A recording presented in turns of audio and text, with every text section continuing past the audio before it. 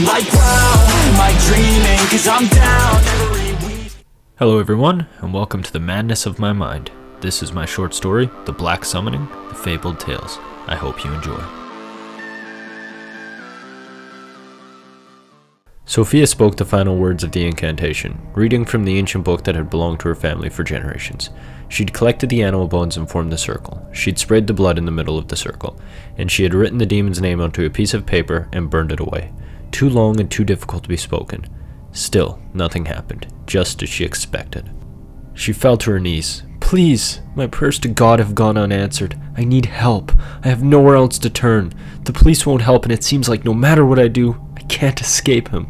A black smoke hissed upward from the stone ground of her basement, molding and forging itself into a figure.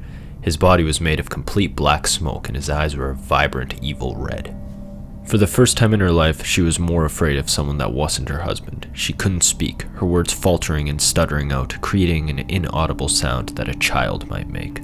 The demon glanced around before snapping his wrathful gaze upon her. I don't like being imprisoned, girl. This better be something worth my time, or I promise you will regret it. The demon leapt forward, stopping at the edge of the bones and growling at her. A squeal escaped her lips as she crawled backward, her gaze locked on the demon. You need to help me. I summoned you, and by the spell's word, you must obey. She hadn't thought it would really work, but now that he was here, she couldn't turn back. It was too late. Okay, girl. What is your command? I am no genie.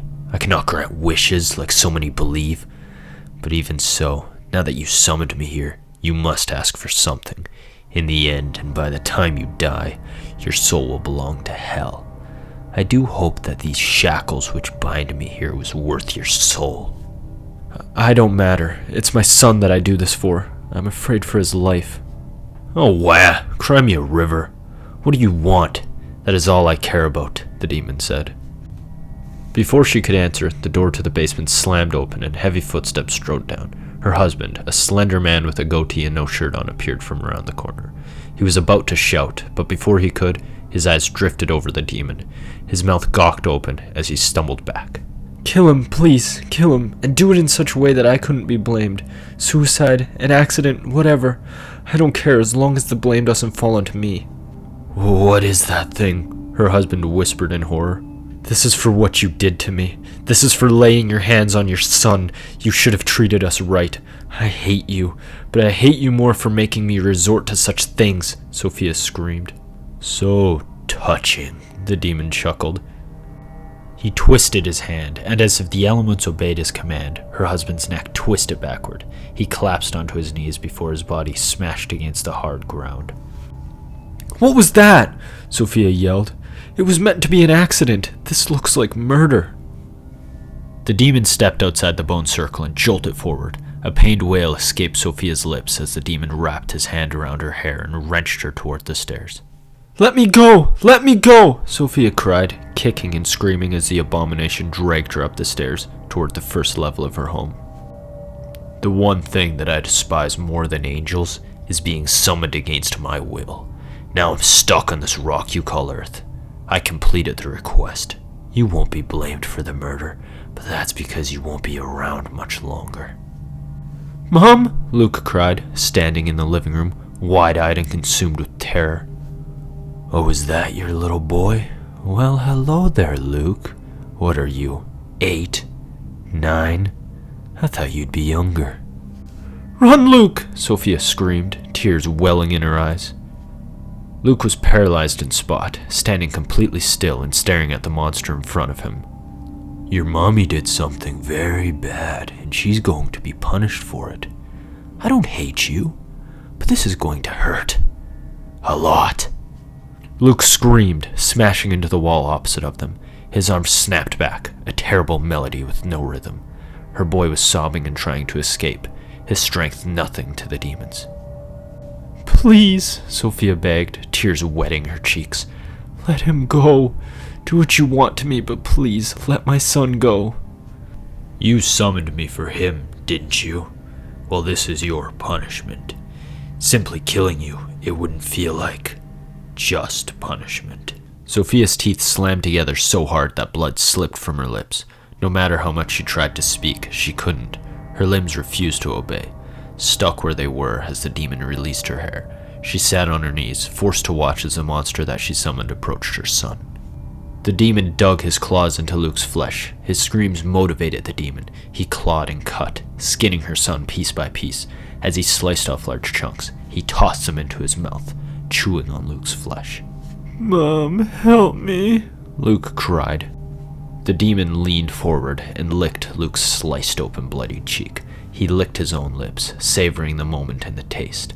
Sophia nearly vomited, but no matter how close she was, it wouldn't surface. "You're begging for her help, but I'm not the monster here. She did this to you, Luke. But don't worry. When this is over, I promise that you'll never have to see her again," the demon said. He lifted his hand, a kitchen knife flying from the other room and into his hand. A wicked smile crossed his lips as he glanced over to Sophia. He leaned down and ran the blade across Luke's upper thigh, cutting off a large piece of meat. He strode across the room, humming to the screams and cries. He fell to his knees in front of Sophia, her mouth opened against her will. The only thing she could manage were mumbles of protest. The demon placed the piece of meat into her mouth. He grabbed her jaw and forced her to chew, laughing maniacally. She was crying more than she had when her husband had beaten her to the brink of death, or when he had threatened to kill Luke, no matter how bad he was. This was worse.